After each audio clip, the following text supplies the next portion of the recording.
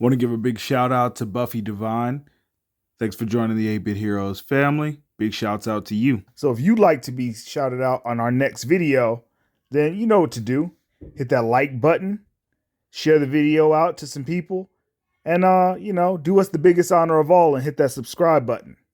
That being said, on to the video. Woo! So these last couple episodes of Legend of Vox Machina, oh man, they were definitely worth it. So we'll be reviewing episodes 10, 11, and 12. So let's get into it. So in episode 10, it is revealed that the woman in the prison cell is none other than Dr. Anna Ripley, one of the betrayers of the family DeRollo, and also the torturer of Percival and Cassandra. And she's an engineer, and basically she was working for the Briarwoods in order to help them achieve their ultimate goal. So Percival and Cassandra kind of get into it about whether or not to kill Anna, because she is obviously on Percival's list, given that she caused him so much pain during his younger years. And we also get to see a glimpse of more of the thing that is inhabiting Percival.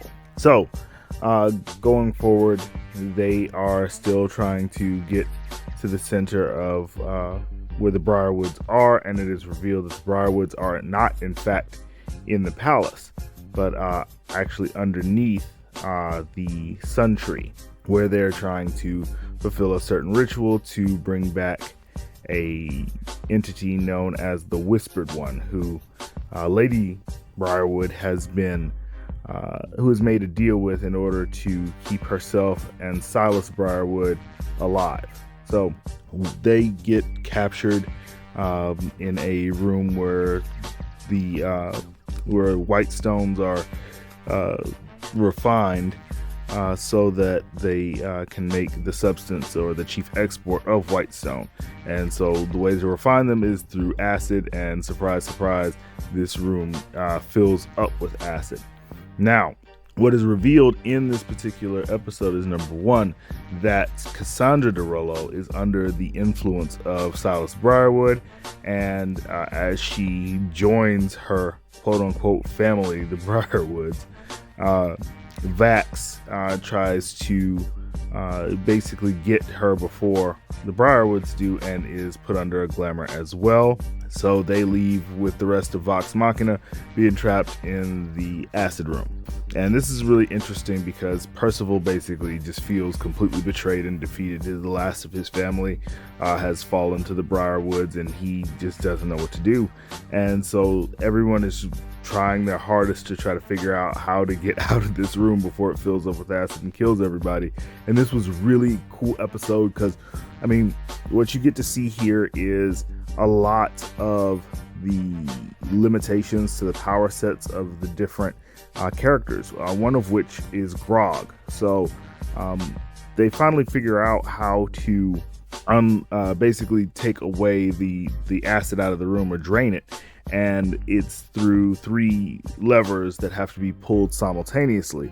And they figure this out because Percival is able to snap out of it with the help of Vex, and the help of Dr. Anna. So they get to it, but one of them is underneath or at the very bottom where the drain is for the acid. And so Grog disrobes and jumps headfirst into the acid. And I mean, his body is strong, but he's obviously being affected by the acid. His skin's coming off and everything. And so Pike starts to heal him as he's submerging himself in the acid, and he's just going for it, and they're able to drain the acid and get out of there. So it was really cool. Like, just that whole scene was awesome.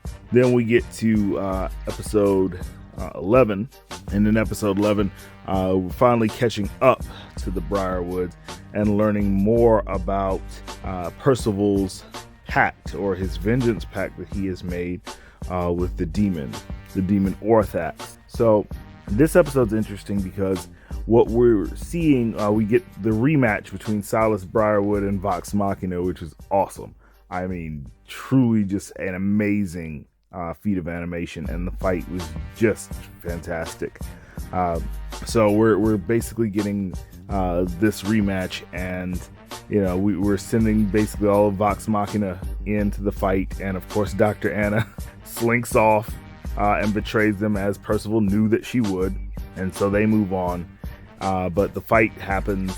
Silas is dominating them for a good bit, even with a more powerful Pike, who actually holds her own quite a bit against Silas. And then you have Lady Briarwood, who is also contributing to the fight. She silences Scanlan, so he can't use any of his bard magic, which requires his voice. And it doesn't look good for them for a while during this fight, until Keyleth really steps up. And I knew this was going to happen. It was foreshadowed in a previous episode with her being able to summon the light. And eventually, with the help of the rest of Vox Machina, she is able to summon the light and basically turn Silas into ash. And that just, I was so satisfied, because that's one of the characters that I just, besides Lady Briarwood, I hate Silas. Like, he is just so full of himself and just such a pompous ass for somebody that really has stolen everything from an entire family and an entire city. So I was really happy to see him get his. So then we have episode 12, and this really focuses on Orthax and the Whispered One, and these just larger than life entities that are really moving these pieces around the board, even though you really want to think of the Briarwoods as the big bad, but really they're just henchmen for the Whispered One. And Lady Briarwood is unable to bring back Silas, and then we get to see how Percival, through the construction of the Pepper Box, really was able to make his pact with Orthax the Vengeance Demon. And so this was just a really great ending for the season. And so once everyone is defeated, they go back to the capital, and the Sovereign makes a huge announcement, and that announcement is that he will basically be departing the throne and giving leadership to the council. And upon this, you get the cliffhanger of the season, and you see 4 dragons coming out to basically destroy the capital, and that's how it ends. And I couldn't be happier with how this season turned out, so I'll probably be doing a review of the entire season, but for now I'm giving the last 3 episodes 10, 11, and 12 of The Legend of Vox Machina a 10 out of 10. I so love these last 3 episodes. They were very full of action, very few lulls. So that's going to be it for us, guys. Let us know what you thought about the episodes in the comments section. And that'll be it for us. 8-Bit Heroes out. Peace.